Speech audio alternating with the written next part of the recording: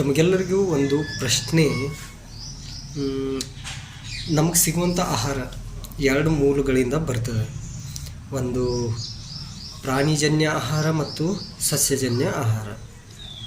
ಸಸ್ಯಜನ್ಯ ಆಹಾರ ಅಂದರೆ ತರಕಾರಿಗಳು, ಹಣ್ಣುಗಳು, ಧಾನ್ಯಗಳು, ಉದಾಹರಣೆಗೆ ಸಿರಿಧಾನ್ಯಗಳು, ಅದರಲ್ಲಿ ಏಕದಳ ಧಾನ್ಯ, ದ್ವಿದಳ ಧಾನ್ಯ, ಈ ರೀತಿ ಬರ್ತಾವೆ. ಸೊ ಮತ್ತು ಪ್ರಾಣಿಜನ್ಯ ಆಹಾರ ಹಾಲು, ಮೊಸರು, ತುಪ್ಪ, ಬೆಣ್ಣೆ, ಮೊಟ್ಟೆ, ಮಾಂಸ, ಮೀನು ಇವೆಲ್ಲ ಪ್ರಾಣಿಜನ್ಯ ಆಹಾರ. ನನ್ನ ಕ್ವಶನ್ ಏನಂದ್ರೆ, ನಾವು ಯಾರಿಗಾದ್ರೂ ಕೇಳ್ರೆ ನೀವು ಆಹಾರದಾಗ ಏನು ತಿಂತೀರಪ್ಪ ಅಂದ್ರೆ ಅವ್ರು ಅಂತಾರೆ ನಾ ಪ್ಯೂರ್ಲಿ ನಾನ್ ವೆಜ್ ಅದನ್ನು. ಕೆಲವೊಬ್ರು ಹೇಳ್ತಾರೆ ನಾನು ಪ್ಯೂರ್ಲಿ ವೆಜ್ ಅದನ್ನು, ಹೀಗೆಲ್ಲ ಹೇಳ್ತಾರೆ. ಈ ವೆಜ್ಜು ಮತ್ತು ನಾನ್ ವೆಜ್ದವ್ರಿಗೆ ನಾನು ಒಂದು ಕ್ವಶನ್ ಕೇಳ್ತೀನಿ. ಸ್ಪೆಷಲಿ ವೆಜ್ದವ್ರು, ನೀವು ಉಪವಾಸಕ್ಕೆ ಹಾಲು ಕುಡಿತೀರ, ಅದು ವೆಜ್ಜೋ ನಾನ್ ವೆಜ್ಜು? ನನ್ನ ಅಭಿಪ್ರಾಯ ಅದು ನಾನ್ ವೆಜ್. ಯಾಕಂದರೆ ವೆಜ್ ಅಂದರೆ ವೆಜಿಟೇಬಲ್, ಸಸ್ಯಜನ್ಯ ಆಹಾರ.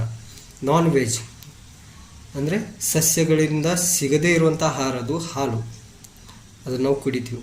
ಹಾಗಾದರೆ ಇದು ವೆಜ್ಜೋ ನಾನ್ ವೆಜ್ಜು? ಇದನ್ನು ನೀವು ಹೇಳಬೇಕು. ತುಪ್ಪ, ಮೊಸರು, ಇದು ವೆಜ್ಜೋ ನಾನ್ ವೆಜ್ಜು? ಇದನ್ನು ಸ್ವಲ್ಪ ಇದರ ಬಗ್ಗೆ ಚರ್ಚೆ ಮಾಡಿ ಸ್ವಲ್ಪ ನಂಗೆ ತಾವೆಲ್ಲರೂ ತಿಳಿಸ್ಬೇಕು ಕಾಮೆಂಟ್ ಬಾಕ್ಸ್ನಲ್ಲಿ. ಮೇಲಿನ ಮೇಲೆ ಇಂಥ ವಿಷಯಗಳ ಕುರಿತು ನಾವು ಚರ್ಚೆ ಮಾಡೋಣ.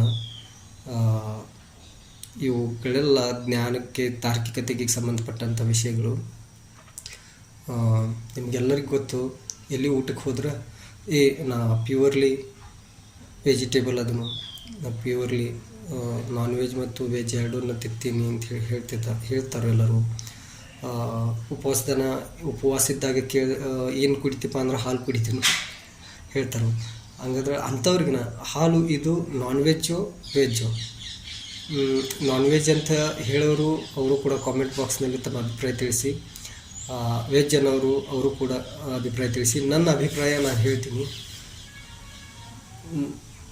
ವೆಜಿಟೇಬಲ್ಸ್ ಅಂದ್ರೆ ಸಸ್ಯಗಳಿಂದ ನೇರವಾಗಿ ಮೆಥಿ ಪಲ್ಯ ಆಗಲಿ, ಬದ್ನೆಕಾಯಿ ಪಲ್ಯ ಆಗಲಿ, ಟೊಮಾಟೊ ಆಗಲಿ, ಮೆಣಸಿನಕಾಯಿ ಆಗಲಿ, ಕೊತ್ತಂಬರಿ ಆಗಲಿ, ಕಾಳುಗಳಾಗಲಿ, ಇವೆಲ್ಲ ಸಸ್ಯಗಳಿಂದ ಸಿಗುವಂಥ ಆಹಾರ. ಇದಕ್ಕೆ ನಾವು ವೆಜಿಟೇಬಲ್ ಅನ್ನೋ ಅಂಥ ಆಹಾರವನ್ನು ತಿಂದರೆ ನಾವು ವೆಜ್ ಅಂತೇಳಿ ಅಂತೀವಿ. ಇದನ್ನು ಬಿಟ್ಟು ಪ್ರಾಣಿಗಳಿಂದ ಏನು ಸಿಗ್ತಾವಲ್ಲ ನಾನ್ ವೆಜ್, ಹಾಲು, ಮೊಸರು, ತುಪ್ಪ, ಪ್ರಾಣಿಜನ್ಯ ಆಹಾರ, ಅದನ್ನು ನಾವು ತಿಂತೀವಲ್ಲ, ಅದಕ್ಕೆ ನಾವು ನಾನ್ ವೆಜ್ ಅಂಥೇಳಿ ನಾನು ಅಂತೀನಿ. ನೀವು ಯಾವ ರೀತಿ ಹೇಳ್ತೀರಾ ಅದನ್ನು ಸ್ವಲ್ಪ ಹೇಳಿ.